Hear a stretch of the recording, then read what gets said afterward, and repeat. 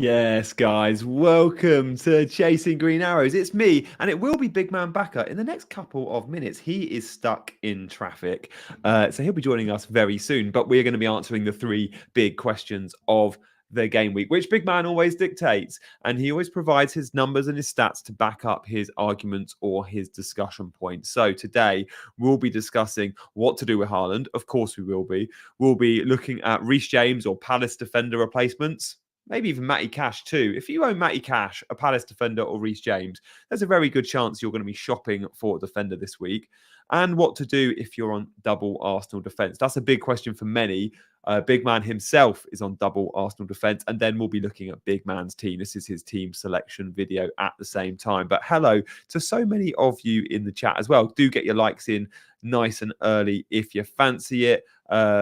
Show your support for Chasing Green Arrows by hitting that like button, or of course by subscribing to the channel. I know many of you will already be subbed, but there'll be a few that perhaps haven't hit that button yet, so do so. Hello to FPL Freddie and David, Baz Villa and Calvin is with us. My mate in Miami, FPL Guna, is with us as well, and Heather and Graham and Tiffany, FPL Down Under from Australia. These daytime streams are great for our audience in Asia and Australasia. That's a mouthful. Asia and Australasia, which is great. Good to see so many of you with us. And even those in the US are tuning in nice and early. Good morning to you guys as well. How are we feeling about the game week?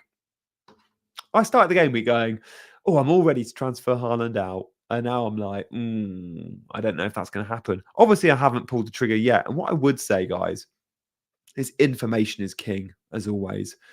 So constantly we see FPL managers, myself included sometimes, chasing value and going, I'm going to make a Tuesday transfer. It's got the right amount of funds to do this, to this. So much can happen, especially in weeks when there's European football. And it's not just Champions League. There's 8 English teams involved in Europe this year. So those in the Europa Conference, those in the Europa League, what we can get is, by them playing on Thursday nights and the Tuesday and Wednesday night games too, not only do we get more intel, we get more press conference quotes, because you get the managers get 2 more touch points with the media than they ordinarily would. And from that, even for players not involved in that game, like Haaland this week, you get more quotes. Pep's going to obviously be asked about Haaland even when he's not on the pitch. You also get the threat of more injuries. You also get to look at the minutes and go, oh, Darwin started Thursday, so maybe actually Hakpo is going to start against Man United, for example. So there's a few things there where I'm just like, I want to wait. I want to wait for information as much as possible. Which is why with Haaland, as the days have gone on, it's like, oh yeah, well, he's definitely going to be. Sorry, I've got really itchy nose. You can hear him a bit bunged up. It's the bad weather in England, I think we'll put it down to. Yeah, the information's so important, and I'm like, points over pounds all day long. So where you can, and Haaland is a prime example for this. We're going to learn more information probably tonight, definitely tomorrow. Pep said he returned to training on Thursday. Let's see. But if we don't see him in the training photos, we're not going to buy. We're probably going to sell him. But we'll get training photos. We might even get a leak. On Friday, there's going to be so much information. There is, of course, a deadline on Friday. So we've got to be reactive to that. But hold your horses on Haaland for the time being. Now, have a backup. If you're selling if Haaland is ruled out, or there's a leak to suggest he misses out against Palace, have a plan of what you're doing. Have a plan of what you're doing if you're keeping Haaland as well. So I will be I'm making a team selection video this afternoon. I'm going to be saying, if Haaland is ruled out, I'm going to do X. If Haaland is not ruled out, I'm going to do Y. I'm going to have those 2 plans, right? We're all going to do that. In the chat, I can see Dave T went early on transfers for the first time in a while. Yes, fingers crossed for you, mate. Wait as close to the deadline to do your trades. Just like I said, info is king. This is down under. Mr. T, Pep going to give BS answer when it comes to Haaland. Probably, but what we will get away from Pep's answers is we'll get things like training ground photos. We'll get things like in the nose and some leaks online. Big up Bournemouth for stats as Stuart. Absolutely. Can't wait for KDB return. I think Man City are definitely missing him now. Conrad, got Sanchez and Areola. Would you take a -4 to bring in a keeper? Boy, goalkeepers. Been unlucky, haven't we? Like, those that bought in Kelleher thought they were going to get more game time than they did. Alisson's already back. Those that bought in Sanchez, well, they did it for the fixtures. He's had a knock, knee strain, whatever that means. Those that bought in Dubravka, he's been rubbish. He's now doubtful, and it looks like Newcastle are going to buy a new keeper anyway. Those that have got Areola still in every game, clean sheet doesn't even look close, and he's been out injured.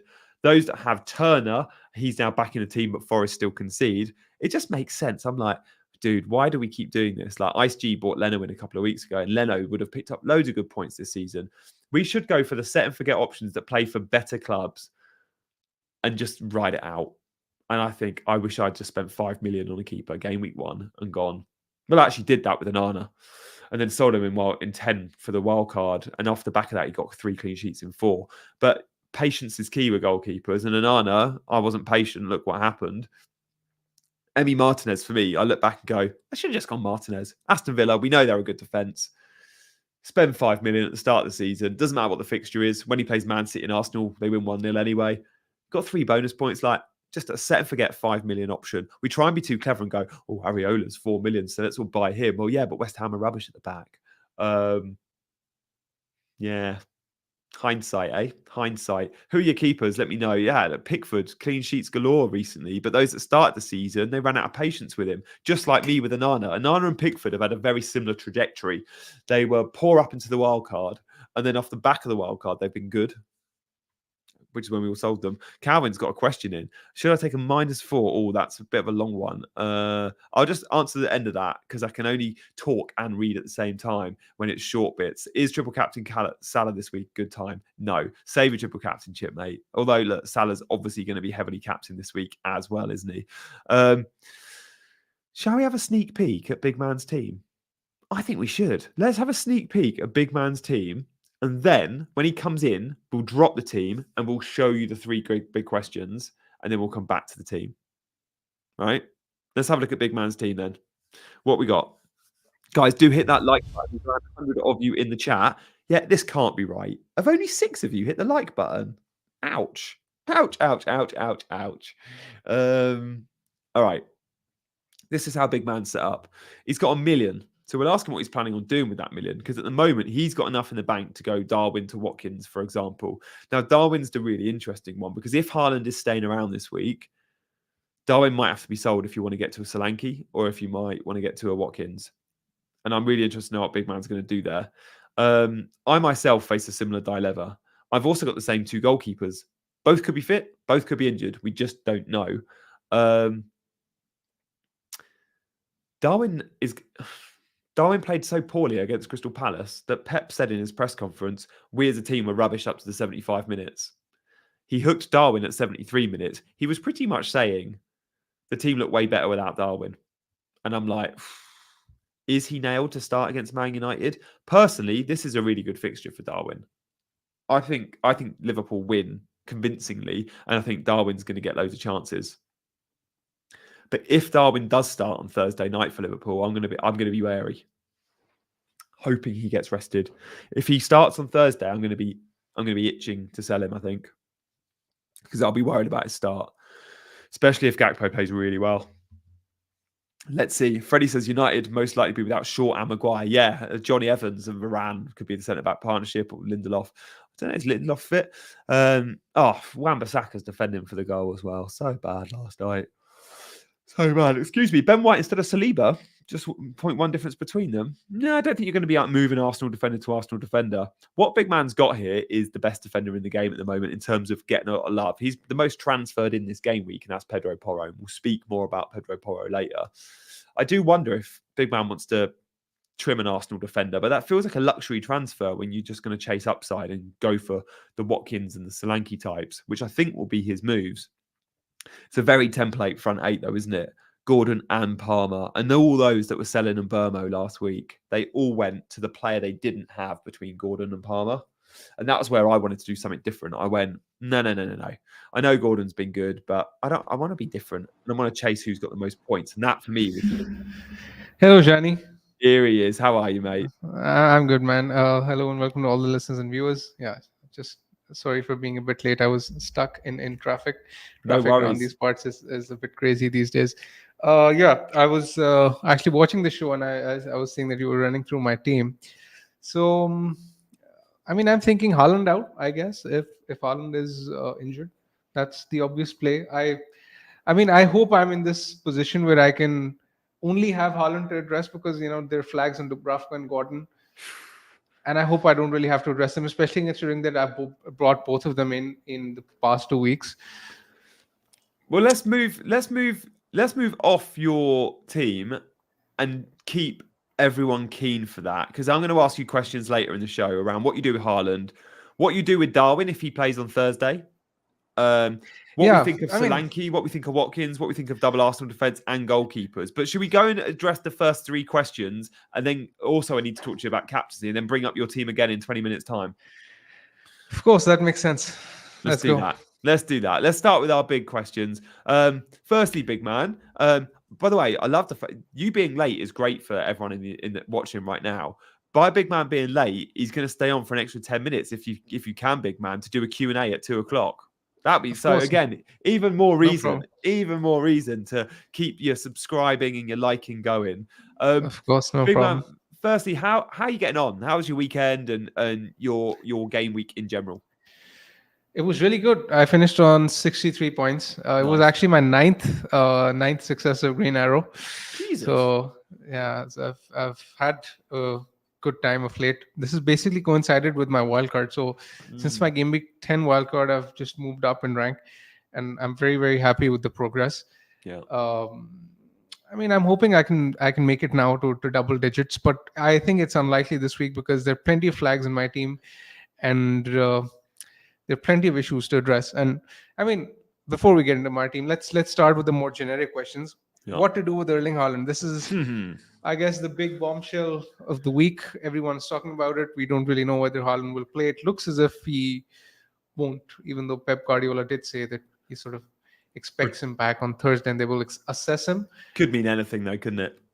Yeah, I mean, I personally am not optimistic. I think he's probably going to miss the fixture. I mean, irrespective. What do you reckon though? irrespective of The fact- information we've got, for those that have been off FPL Twitter, Yeah. the information we've got is loads of Haaland's friends and family a couple of days ago or before the deadline sold him in FPL. So would you sell him if he was only out for 1 week? Maybe not, but maybe they're casual managers that do that anyway. We then look at the fact that it's Club World Cup in Saudi and the Middle East is an important market for Man City. They want him fit for that competition. Of course they do. And then you look at Palace at home, and it's historically like, yeah, sure, Palace have got a result a couple of times, but the way both teams are playing and City at home against lower division, lower half teams, City are flying, and Pep will think they can manage without Haaland, I think. But then Pep was asked last night about given Haaland. their injuries. Exactly. Decimated. They're all over the place, aren't they? But then he did say he'll return back to training on Thursday and we'll see how he is. But of course he returns to Thursday training. Like whether he's full training with the team or in the gym, that's training. He's going to clock in for work on Thursday as expected.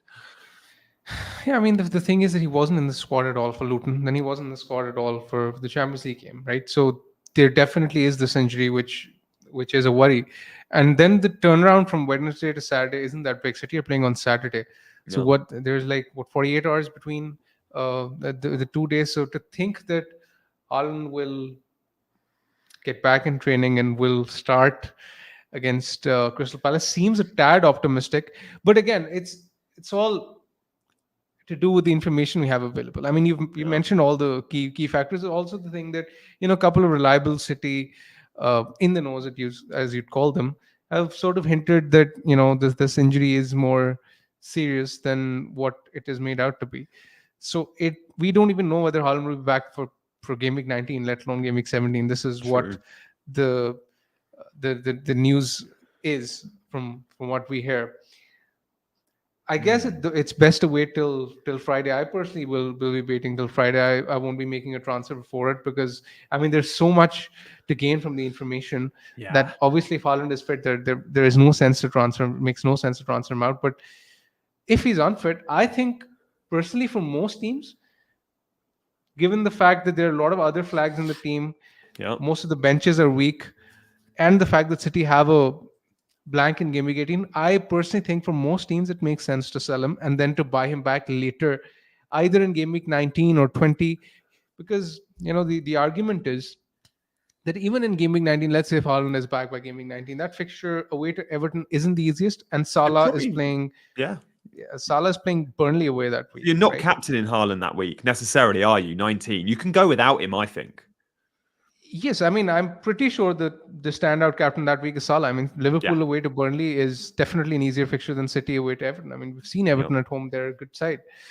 And then you can just buy Haaland back in game week 20. Now, whether you can afford it through a direct route is up to you. But obviously, there are other routes which you can go for opt for as well. For example, there will be the Salah route because Salah is going to the African Cup of Nations in game week 20, and Liverpool are playing Newcastle in game week 20. So maybe you can fund Haaland through a Salah downgrade. That will be popular. I actually tweeted this today as well that I think a very template move in game week 20 is going to be that you sell one of the forwards for Haaland and then you downgrade Salah to someone like Richarlison because Richarlison from game week 20 onwards, good fixtures. Spurs are playing Bournemouth in game week 20 at home. And then they have a good run of fixtures. And in Son's absence, Son will also be missing after game week 21 due to the Asian Cup.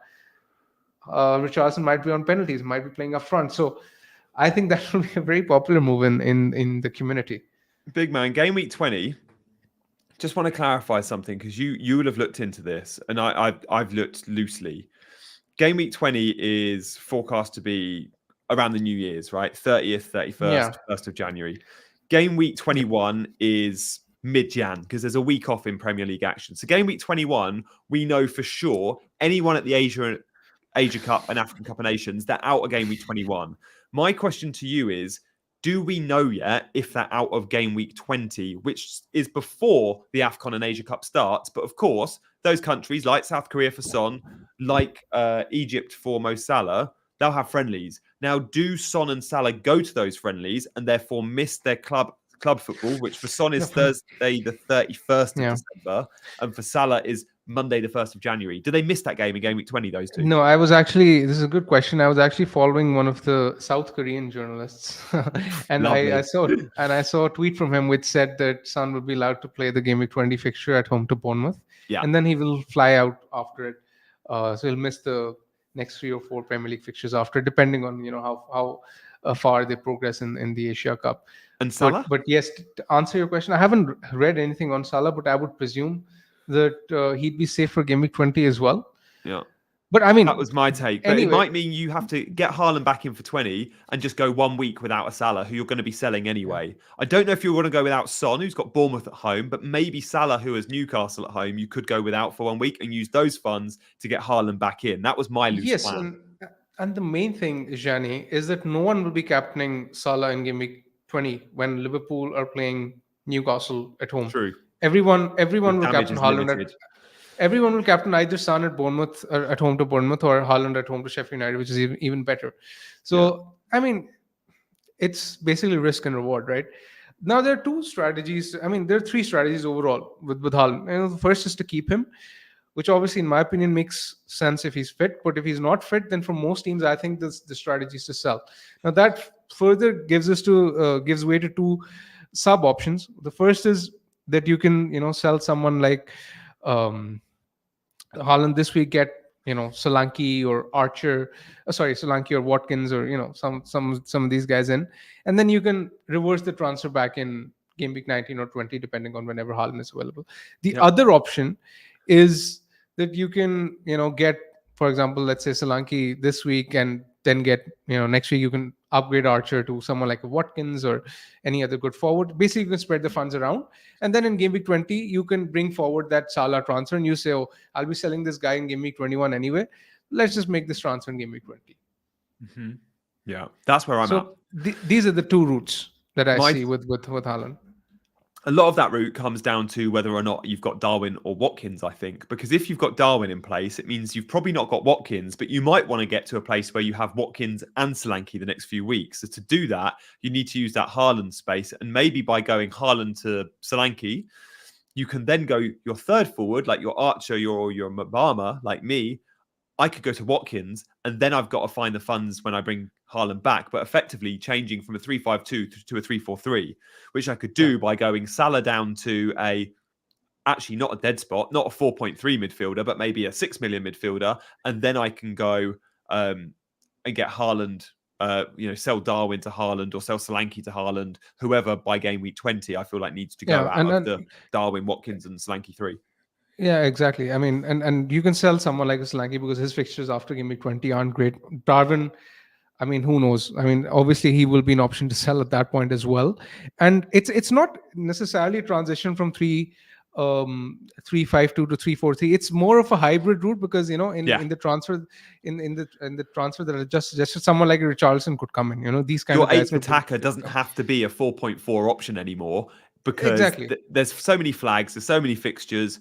You just have a But good first bench option, whether the that's a Palmer crux or a Richarlison or a Gordon. Yeah, the crux of the argument is that because Haaland, Son, and Salah are not going to be available over the next, let's say, 7-8 weeks, not all of them will be available at the same time, at least.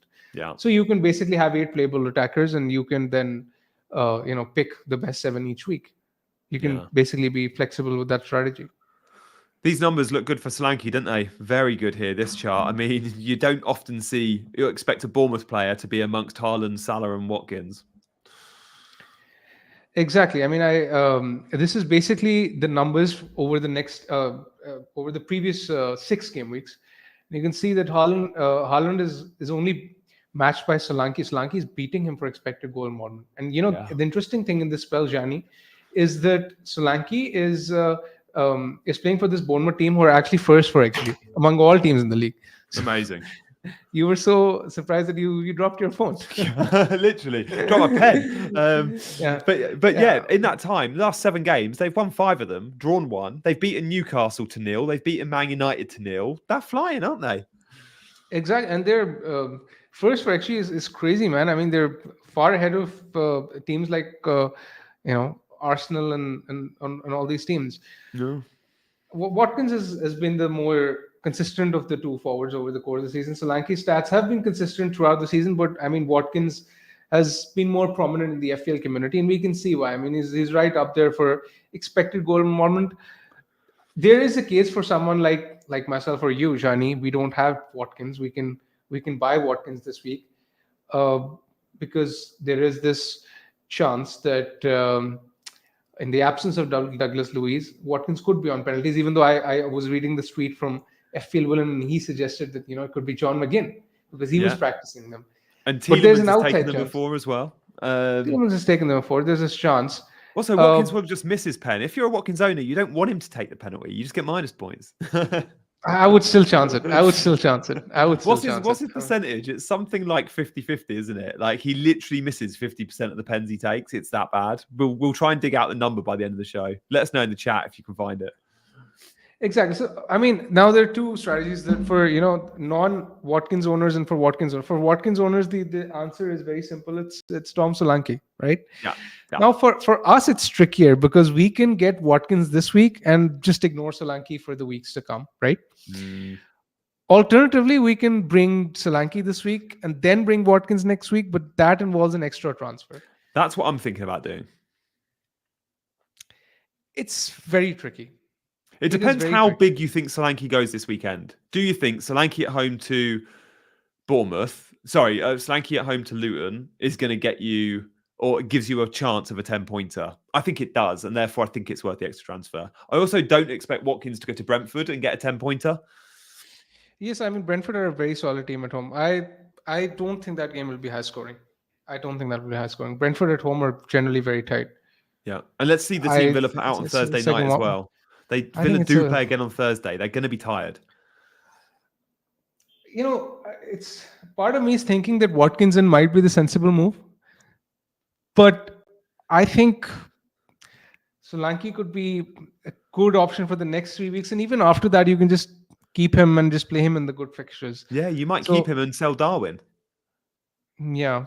The thing which worries me with Darwin is that Jani, I think in game week 19 he becomes a rotation risk again, where they're playing in midweek, and that fixture is against Burnley. But I don't know. It's sort of tough to say. He's been a nightmare, Darwin, hasn't he? He's been a nightmare for us. Like he's been a nightmare. But I don't want to. I just don't want to be sitting here discussing this transfer based on outcome because it hasn't turned out well. But I still think it was the right move. Whenever you're playing FPL, I mean, the outcome is obviously important, but you have to judge your decisions on the basis of the information that was available at that time and whether making that transfer made sense or not. And in my opinion, I would have done that transfer 9 out of 10 times minimum, Same. I because would. Watkins could have missed that Bournemouth fixture. Watkins blanked against City. Watkins blanked against Arsenal. As it turned out, Darwin hit the Darwin woodwork. blanked. I mean, that happens all the time. But I mean, Darwin blank to have him blank in, against Sheffield United, against Fulham, against Crystal Palace, despite him having started two of them, that Yeah. was just bad luck. It's just And we did. We variance called going those two against you. starts and we got them. We didn't think he'd start Sheffield United and he didn't. The two we thought he Yeah. would, he did. By the way, Watkins has scored 4, missed 5 penalties. Thank you for Luke and Baz Villa. So less than 50%. I don't know if you do want him taking one, but I actually do think, and I know FPL Villa did tweet that there are other options. Personally, I'd be surprised if Watkins didn't step up for the pen with Douglas Luiz out. But look, it's one game. The chances of Villa getting a penalty in one game against Brentford are probably around 20%. I don't know what the bookies odds would have a penalty at, but it's around the maybe 1 in 5, 1 in 6 games. And that's probably being generous. So I don't think buy him for that anyway. But yeah, it will be interesting if the crowd go back to Watkins, who has had a price rise, I think, or they punt on the recent form of Solanke. And I look at those next 3 Solanke fixtures, and I guess for me, that's what it comes down to. A bit like when I bought Darwin, or a bit like when I bought Foden a couple of days ago. I go, how many of those fixtures have a chance of a double-digit haul? And let's be honest, those next 3 fixtures for Solanke, all 3 of them, for me, he has the highest ceiling. He could get a double-digit haul against Luton at home, Forest away, or Fulham at home. And in recent weeks, he's been playing well and scoring points, but he hasn't gone big, which means a lot of FPL casuals still haven't really taken note of his points or his potential. He's had a 7-pointer and a 6-pointer, sure, in game week 12, a 13-pointer, but that was his only double-digit haul of the season. Yet last time out against Man United, 7 points, he could have had 15. He hit the woodwork. He missed big chances. It's coming for Solanke, and I think we're going to get a double-digit haul, which is why I want to go there early doors. That's fair enough, and I completely agree with you. That's what the stats are suggesting, and there's no better time to go this week, because Luton away have conceded the highest XG this season. Yeah, and I mean, a Solanke haul is on the cards. I mean, as much as I hate to say it, because I don't own him, I think it's going to happen, and I want to be there for it. It's, even though I do think the sensible move is probably just to go with Watkins. It is, because it saves the transfer too. And Watkins will probably go up in price again next week. So again, you're buying Watkins at slightly lower price. Exactly. Because as you said, it does save the transfer, and that's the big thing with the Watkins move. But for me, because I want to get to a place where I don't have I go without Haaland till game week 20. I'm happy having a front 3 of Darwin, Solanke, and Watkins. So sure, it saves me a transfer, but not in the immediate, because I want that front 3 anyway. And I'm going to be selling him Obama to get to a Watkins the week after. It does mean I'm gonna need. Have you sort of laid out your plans? Let's say in both cases. Well, because it's actually important to talk through this. It's actually important to talk through this because a lot of people are in the same predicament, especially those who don't have Watkins, right? Yeah. Because for Watkins owner, it's very simple, right? You just do Haaland to Solanke, in my opinion. Yeah. It's very straightforward. But in the case that you don't have Watkins, then it becomes trickier, because there are 2 strategies to be had. One is to get Watkins this week, which saves the transfer, is more sensible. The other is to go with the Solanke transfer. Yeah, I guess my plan, if Haaland's fit, I don't quite know what I do. If Haaland's not fit, that's what I think. If Haaland is fit, you're keeping. I mean, let's face it, you're keeping. I don't know where I'm going to use my transfer, right? Is what I mean. Like, I don't know. I could, if Haaland's fit, I could jump off Darwin tonight. Not tonight. Okay, off the back of Thursday night, go Solanke. So assuming that, you're making the Solanke transfer, I assume in game week 18 you're planning on upgrading Archer to Watkins, right? Yep. That's Mbama to Watkins, and then I would roll in 19 if I could. Yes, that'd be the dream. And then you would sell Salah one of 20. the forwards, and then you'd sell Salah and one of the forwards to get Haaland, right? That has been. And my then plan. in 21 you will sell. And then in 21 you will sell Son, because Son is going to the Asian Cup. Right? Exactly that, and that's been my plan since Sunday. Like as soon as pretty much since the weekend, as soon as I knew Haaland was injured, and I'd seen Solanke's performance at Old Trafford, my plan was Haaland to Solanke. That was my immediate. And then how do I get away of getting Haaland back into the team? Oh, I'm going to have to wait till 2019's a write-off. I will be going without Haaland against Everton if he's fit. And I'm okay with that because, as we said earlier, he won't be mass captained. But to get Haaland back in, I won't be making a move like many that sell Haaland, where you just save the funds for 3 weeks and then you reverse the Solanke to Haaland move. That's not me because I don't have Watkins and I need to get Watkins. So I'm going, the Asia Cup and AFCON's coming up anyway. We're going to have to sell Salah and Son. Well, why don't I sell one a week early and use that money to get Haaland? It makes complete sense. I'd be surprised if I don't stick to that plan, For what it's worth, I think I am leaning towards the strategy, but I'm not entirely sure it's the sensible thing to do. Having said that, Gianni, you've basically mapped your transfers out for game week 17, 18, 19, 20, and 21. And we will get injuries and suspensions. Just for context, game week 21 starts on the 13th of Jan, right? Yeah. So basically, for the next month, we're sitting here on the 13th of December. Game week 21 is on 13th of Jan. You've basically mapped out the strategy where you're going to be hit free and you're going to make these transfers that you want, right? That's the risk with this strategy, because you have to, you just have to hope that everything goes according to plan. If it doesn't, you just commit to a 4-point hit though. The strategy I've got includes no hits. I'm always open to hits if I need to. I took one last week, was my first of the season, admittedly. But I guess, should a suspension or an injury pop up, the plan probably stays the same, because the plan will always be to get Haaland back in. It has to be. But I then just take a hit wherever that injury or suspension is. Or a benching. The bench is in an okay place. But what we haven't discussed is the vulnerabilities I've got, say, in goal. What I do have, and I'm a step ahead of most, we both are, is I've got Porro in place. So this plan doesn't involve a defensive transfer, but I don't have to sell a Cash. I don't have to sell a Reece James. I don't have to sell a Palace defender. And I've got Porro in. So at the moment, I'm looking okay for not having to waste a transfer on a defensive move. Because if I didn't have Porro right now, or a Spurs defender, or a Doji, I'd be like, oh, I need to commit one of those transfers to a Spurs defender because the upside's too good. Exactly. And, I'm in a similar position where I have Porro. I got him in this week, and I have double Arsenal defense. I have double Arsenal defense. So, fingers crossed my defense should be okay for the next few. I think you have to ride it out with double now. We haven't, unless you've got the luxury of tons of transfers in your back pocket. I think it's okay. Yeah. So, okay, you've mapped out the strategy. What is the alternate strategy? Let's assume you don't go for Solanke, you go for Watkins. Then what do you do? Good question. If you go for Watkins, you've then got the benefit of a midfield or a defender transfer. You can upgrade in other areas to the flavour of the month. I assume you if you go for Watkins this week, then you roll in 18, right? Yeah. You captain Watkins in 18, you roll. Yeah. In game week 19, you bring Haaland back in. You bring Haaland back in for Darwin, who's going to be a rotation risk because it's a midweek fixture, right? And then in game week 20, you can sell Salah. In game week 21, you can sell Son. And in all these strategies, in game week 20, you're going to have 2 free transfers. In game week 21, you're going to have 2 free transfers. So you'll have plenty of flexibility to move around. That's my counter argument. You make a goalkeeper transfer if you need to. Because again, if you're on Areola and Dubravka, we'll know more after tonight with Newcastle playing. There's a chance you don't even have a goalkeeper playing this weekend. Yeah. See, this is what makes it very tricky, because even though I love the Solanke route,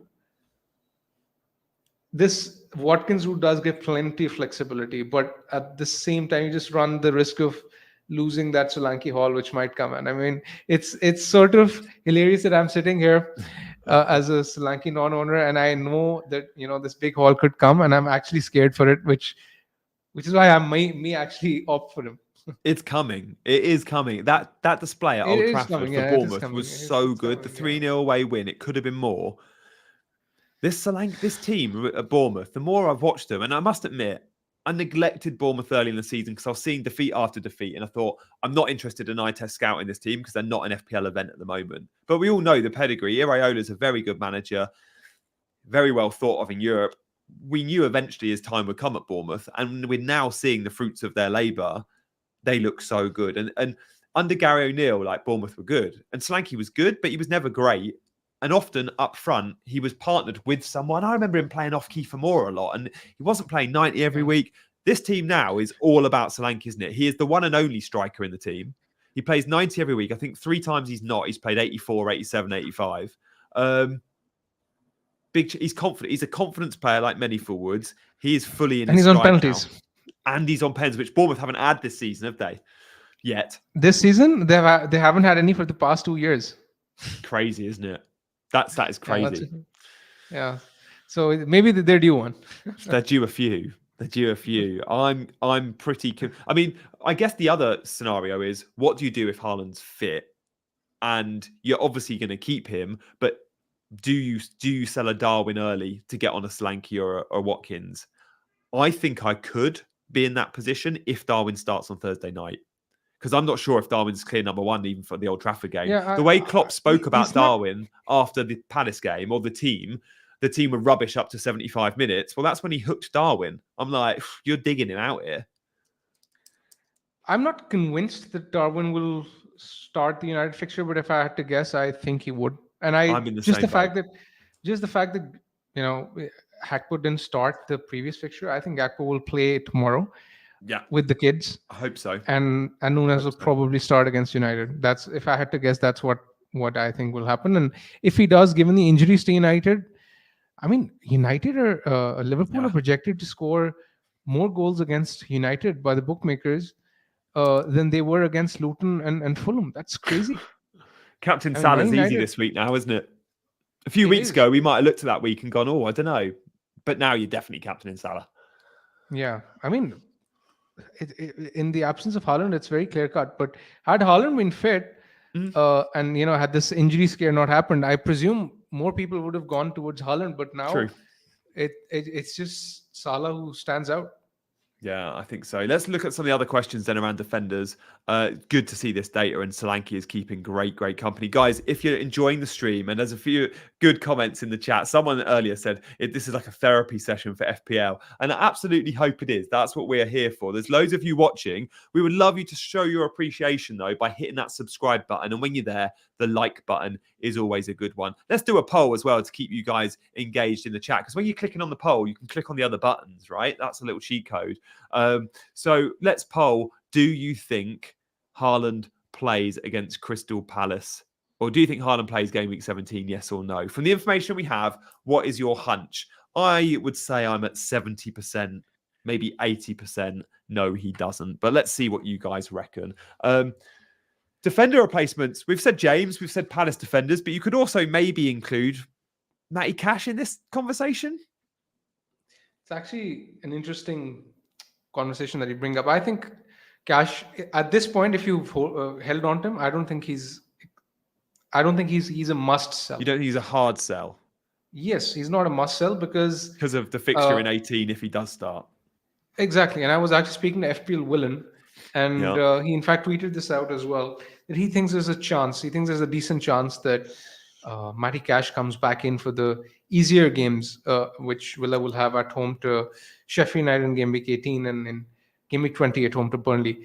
It's purely tactical because Unai Emery chooses his opponent, chooses his team on the basis of his opponent, which is why he thinks that, and a lot of other Villa fans as well, they think that Cash and Diaby, both of these guys, they could play the easier fixtures.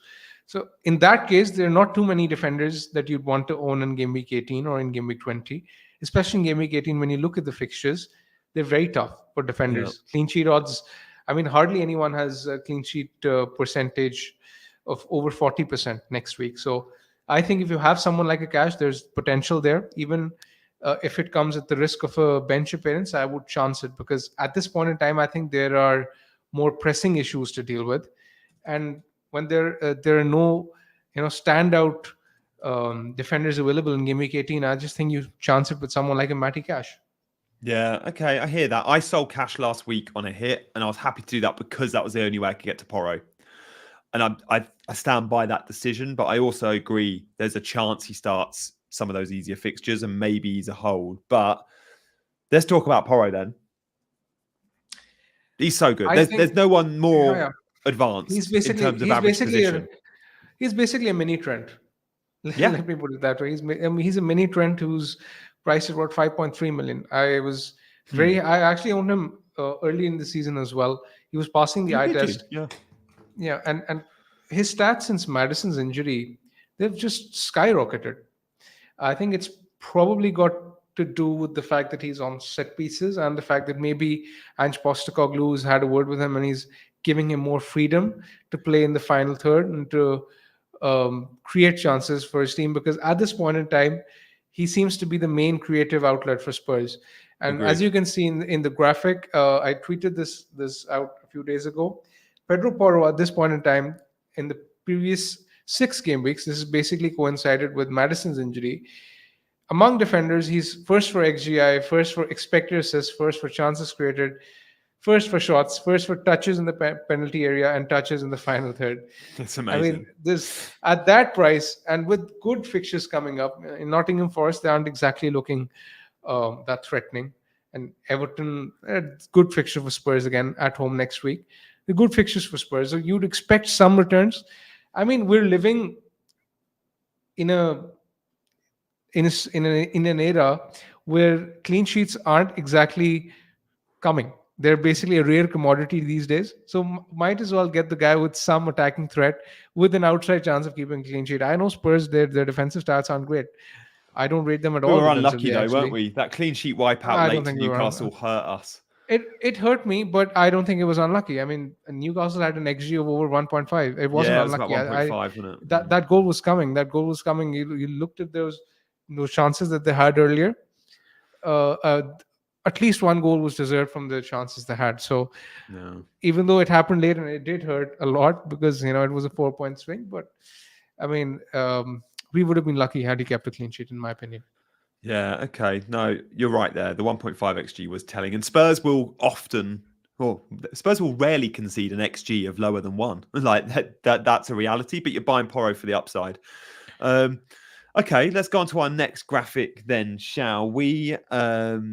Good to always discuss Porro. He's, I think, the most bought-in player of the game week so far. What about double Arsenal defence, big man? Because you're on double Arsenal defence. There's a fair few that are.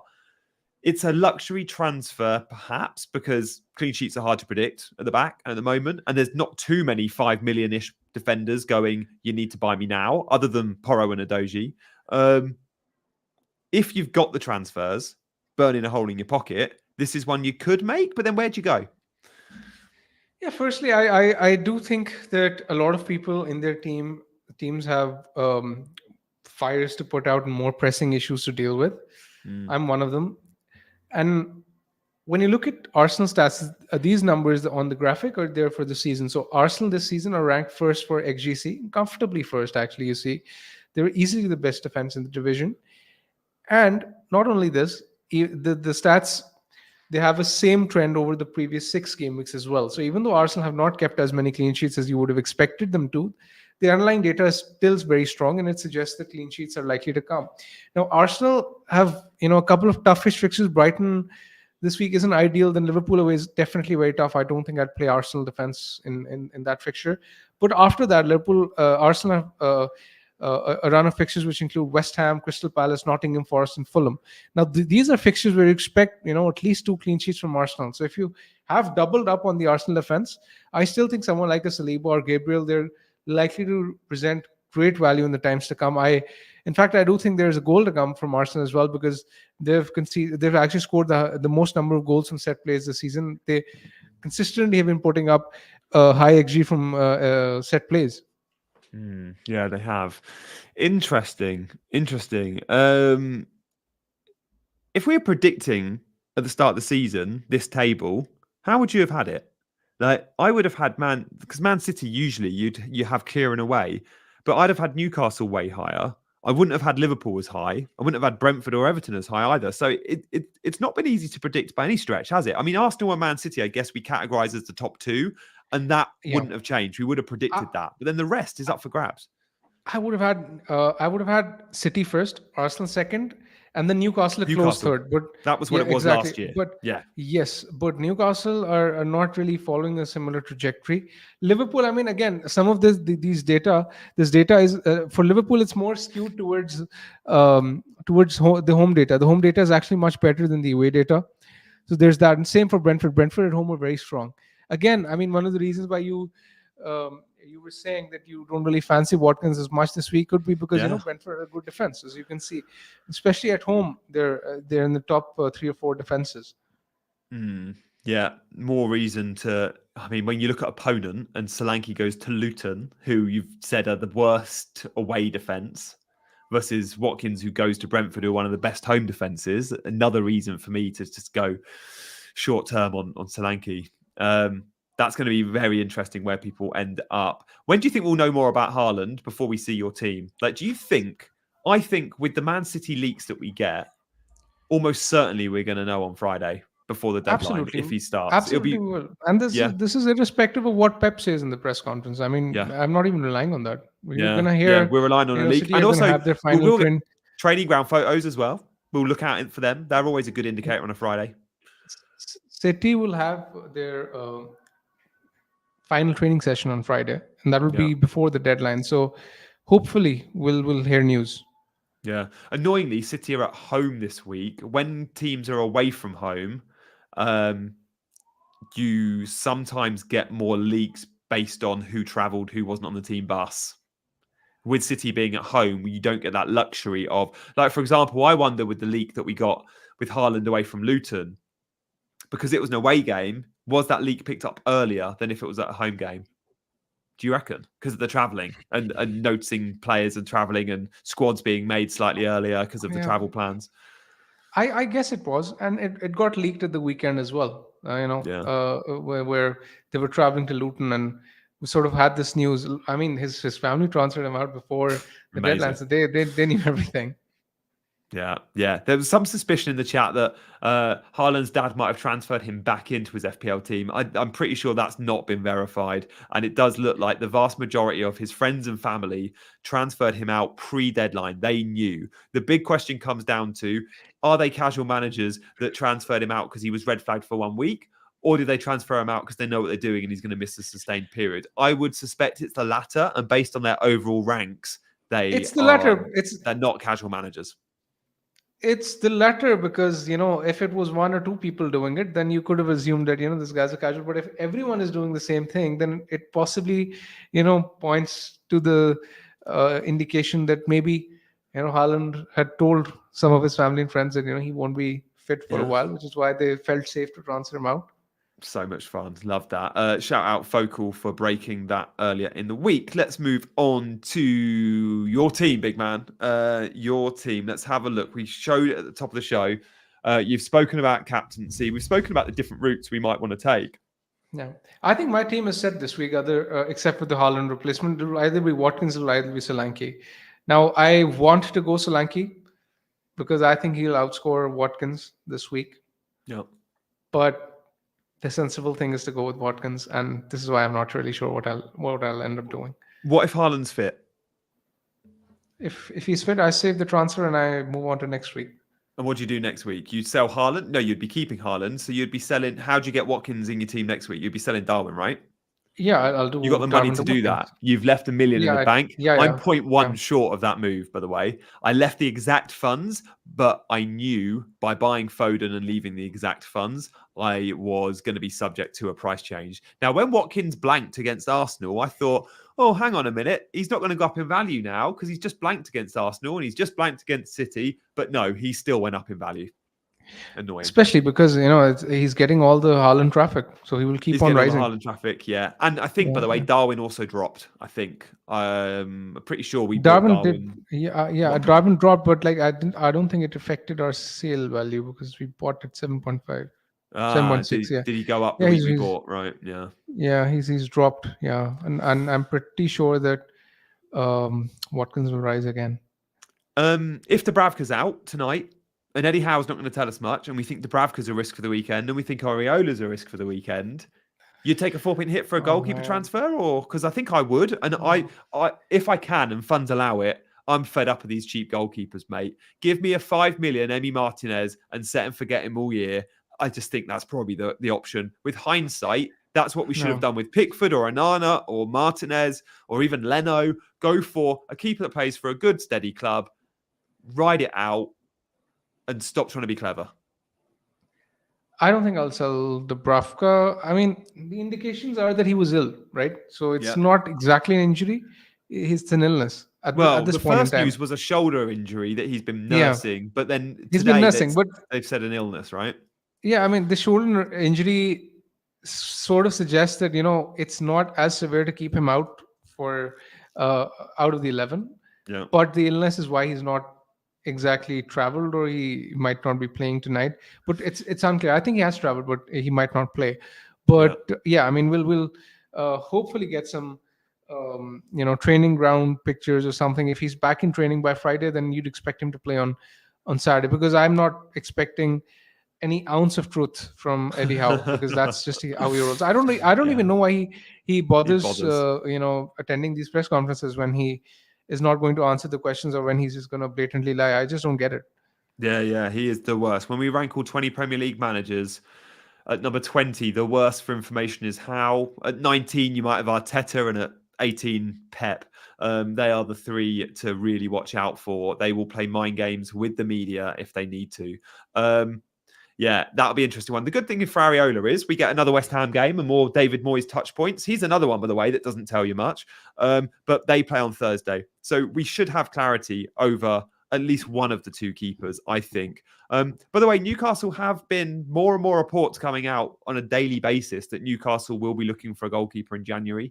So I wouldn't buy Dubravka now. I think it's fine if you've got him. You're going to Yes. get a fair few games from him. But increasingly we are hearing Newcastle are going to look for a keeper. Unless Dubravka goes and has a worldy couple of games, or Karius Mm. comes in and has a worldy couple of games, I think they'll buy based on the amount of reports we're seeing suggesting they're looking for a goalkeeper. I completely agree. It just seems very dodgy to me now. Yeah. So not a buy now, but if you've got him, again, the window doesn't open till the 1st of Jan. That's another 4 game weeks. And when that goalkeeper comes in, if he even comes in at the start of the window, it might take a couple of weeks to be up and running. So it's worth noting, though, Newcastle do have a third choice keeper that we've all heard of.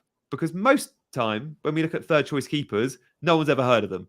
Yet they've got a Karius who's played Champions League football. I know he was poor, but he's at least a household-ish name. So maybe they think they can rely on him for a game or two if they need to. But let's see with that one. Gordon, we're going to find out more about him as well, big man. He went off, doubt, flagged, wasn't seen Yeah, in training. yeah. We don't really know whether he's gonna start tonight or not. Again, as usual, Eddie Howe did say that his status was unclear. Now the good thing is that they're playing in the Champions League tonight, so even if he's in Yeah. the squad, that would give me some cause for optimism. But Yeah. I mean, a Dubravka injury or Gordon injury is the last thing that I need in my team. I mean, I really hope Darwin gets rested tomorrow. I hope Gordon is in the squad tonight, and I hope Dubravka is back to full fitness before the weekend. Yeah, and it's worth noting Taylor is suspended along with a load of popular FPL assets in game week 17, which include Trippier, Branthwaite, Bruno Fernandes. There are some big names that are suspended.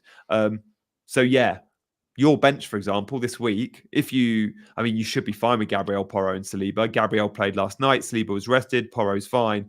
But it's looking thinner and thinner with the likes of Matty Cash not getting minutes or Taylor getting flagged. So one to monitor then. A question in the chat. Can we have a discussion around players to build value? Maybe we'll do that next time down under. But what we can do is talk about your second question there. What about using wildcards when everyone goes to AFCON and Asia Cup? There will be many that look at their team in game week 2021 and go, this could be a good time to reshuffle. But you're allocating funds in places you don't want to allocate them to, because in 4 weeks' time, you'll be buying Son and Salah back. Would it not be smarter if you are going to use an early wildcard to use it when they come back from those events, to get them back in, rather than setting yourself up as soon as they leave? But obviously, the optimal move for many is to leave the wildcard to much later around the doubles and blanks. Exactly, and because then you can sort of plan your wild card around the rest of your chips, which could make it more powerful. Yeah.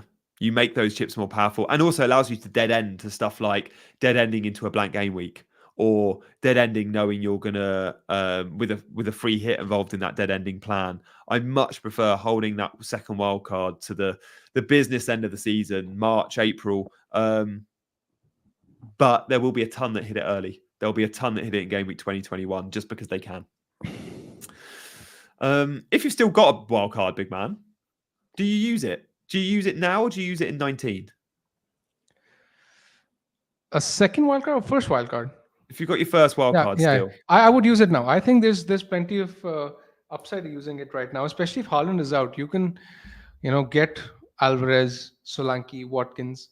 You can plan for the game week 18 blank for City, and you can jump on, let's say, someone like an Edison. I think City's fixtures will see plenty of clean sheets in the time to come, and I think Edison is the standard goalkeeper there. Uh, there are other opportunities as well. Someone like, if you don't want someone like a Palmer, I mean, Son, Salah, Saka, they're kind of obvious, but you can jump on a Villa defender, someone like a Douglas Luiz for 18, maybe Colwell. These guys are Yeah. not exactly template picks at the moment, but because of the fixture swings, I kind of like them. So I really think I like the idea of wildcarding this week. Someone like a Porro. I mean, Porro isn't exactly very highly owned either at this point in time. So there are Yeah, plenty of yeah. gains to be made. I think. In fact, I shared this wildcard team earlier, and it also had Trent too. So it's Oh, very, very nice. powerful. Check out Big Man's Twitter for that. Christopher I, thank you so much for the first super chat of the day. Porro for Toffolo. Or Gordon for Chukwuemeka? No, you wouldn't. I'm not sure if I'm with you there, Christoph. I mean, from all the names mentioned, I think you'd be selling Toffolo for Porro and selling Chukwuemeka to Gordon. I would certainly do the defensive transfer. Porro is one of the most to buy players right now. So go for Porro. Chukwuemeka, 4.3 million Chelsea mid. He's been injured. He'll be back soon, but don't expect too many minutes. Gordon also flagged, by the way. But I would do both for a hit. I Would would do you? both if possible. If possible, I mean, if I was to make one move, I am pretty sure that your Chukwuemeka won't be in your first 11. No. I assume he'll be a sub. Yeah. So I don't think you have to make the attacking transfer, which is why I'd prefer the defensive transfer if you could just make one. Yeah. Nice.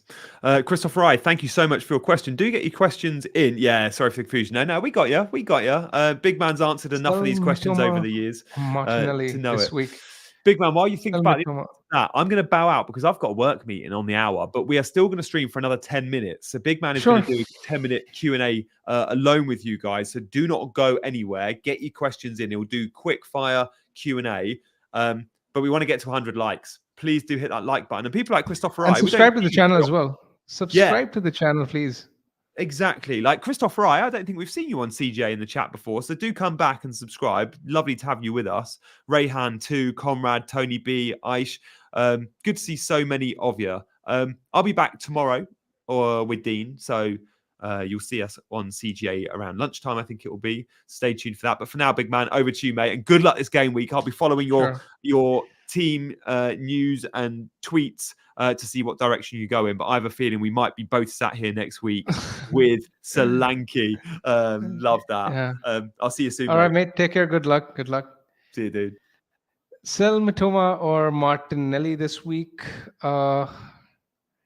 It's tricky. Martinelli, there were rumors of an injury to Martinelli, so I'm not entirely sure whether he's fit. If he's not fit, I think I would lean towards selling him. Because Mitoma is cheaper, and then Brighton have a good run of fixtures from game week 20 onwards. So I think if I could keep Mitoma because he's cheaper, I would probably lean towards keeping him. Next question is from Alex. If you still have a wildcard, when is the best time to use it? I've already answered this question. The best time to use it, in my opinion, is this week because you can jump on, a City defender or Ederson, bring in a Villa defender for game week 18, someone like a Douglas Luiz, someone like Trent. And, you can just have a front line of Alvarez, Watkins, Solanke if Haaland is out. Next question is from Stuart. Is having 8 attackers and benching points a better strategy over Christmas? Especially if Haaland is out, I like the idea of spreading the funds around because, in the times to come, Salah, Son, Haaland, we won't have all these 3 guys available. So there is this strategy of spreading the funds around. I think it could possibly work. Question from Abhi, is captaining Salah wiser than Son this week? Yes, I completely agree. I think Salah is the standout captain this week. I expect Liverpool to do really, really well against Man United. I actually fancy them to score more goals than Spurs. And Salah historically has done really well against United as well. Question from Chris. Thanks for Huang last week. What are your thoughts on Richarlison centre forward over tired-looking Gordon? I think Richarlison is a very good shout, but I don't think I would sell Gordon if he's not injured. I think there are more pressing transfers to make. Next question is from 24K Will, is Udogi a good alternative to Porro to save money? I still think Porro is the standout in terms of his underlying data. His data is almost twice as good as Udogi. So if I was picking one, I would go for Porro over Udogi. Conrad's question is, when will we get the second? Why will be after game week 19? And I prefer to use it along with the chips at some point to make the double game weeks and the blanks more powerful. Question from Zdex has brought Willian in last week, potential injury, but two good fixtures coming up. Thoughts? I think Willian looks fantastic, especially in game week 18. If you can afford to keep him and if he's fine and not injured, then he's a perfectly good hold. He's doing well, and I suspect he'll be on penalties as well. Next question is from Mandeep Gill. Cash to Doggy and Mitchell to Colwell. I would probably go with Colwell because A, he's cheaper than Udogi, and B, because I still think Cash could have a role to play in game week 18 and in game week 20 because Unai Emery might prefer the more attacking right back. And Crystal Palace, their fixtures are very tough from now on, so I don't really see a Mitchell role for Mitchell or Gehi or Anderson in our teams anymore. Question from Winston Smith: who to bench? Salah, Saka, Son, Gordon, Palmer, Alvarez, Solanke, or Nunes? Good luck getting that right. I mean, not Salah, not Saka, not Son, probably not Palmer, and probably not Alvarez if Haaland is out. So probably just leaves me with Gordon just with the process of elimination. But I'm not convinced because Gordon has scored in every single home game this season. I mean, he's returned in every single home game this season. So it's a very, very difficult decision. Thank you for the super chat, Christopher I. Would you bench Alvarez in game week 18 and have him for Everton and Sheffield United to be done with? I will have Haaland for it. If you have Alvarez already, then I wouldn't sell him because this week he has a very good fixture against Crystal Palace and is likely to start up front. In game week 18, there's an argument to be made for selling him, but that only sort of holds true if we have confirmation that Haaland is likely to be back by 19, because I don't really rate Alvarez playing behind Haaland. As long as Alvarez is playing striker, it makes sense to hold him. But if you feel that he won't be playing striker, then I think he's expendable. Next question is from FPL Down Under. Thank you very much for the super chat. Please, everyone, like and subscribe.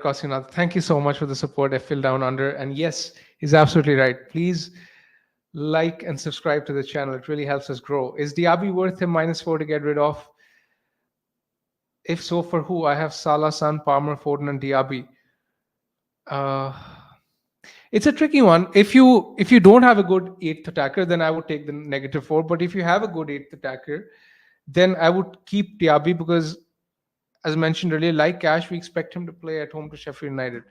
Next question is from Wagnerless. Would you guys go with Gordon for Matoma and a 3-5-2 or Pedro to Solanke for 3-4-3? We would prefer the Pedro to Solanke transfer. Yes, for sure. Next question is from Conrad. Keep Sanchez or buy Martinez Leno? If Sanchez is fit, you keep him. If Sanchez is not fit, then it's tricky. I mean, who do you go for? Then, I mean, I assume you won't have enough funds for Edison. I personally think Edison is the best keeper to get to. I mean, Dubravka is a bit of a risk right now. I think I would probably go with Raya, actually, in that case. Mr. Blanky is asking, should I take a -8 to bring Trent in for Reese? I personally think they're better defenders to own than Trent at the moment. Someone like Porro is offering more value, so if you don't have him, I would go for him. Haaland to Solanke, worth a hit? Worth it. It depends on your 11. It's very difficult for me to answer without looking at your 11. P-Ball Checkmate is asking, take a -4 hit on Haaland if he's not fit. Anderson to Porro was your free. Again, this depends on 11. Whether or not taking a hit for Haaland is worth it depends on who you're playing in his absence. So it's very difficult for me to answer. Next question is from Harvey. Would you sell Archer to Solanke for a -4? If you're playing Archer in your 11, then yes, I think getting Solanke for a -4 makes sense. Trent and Palmer or Porro and Bowen? This is tough. I would probably go with Porro and Bowen just about. All right, guys. Last question. Last question is from Stuart.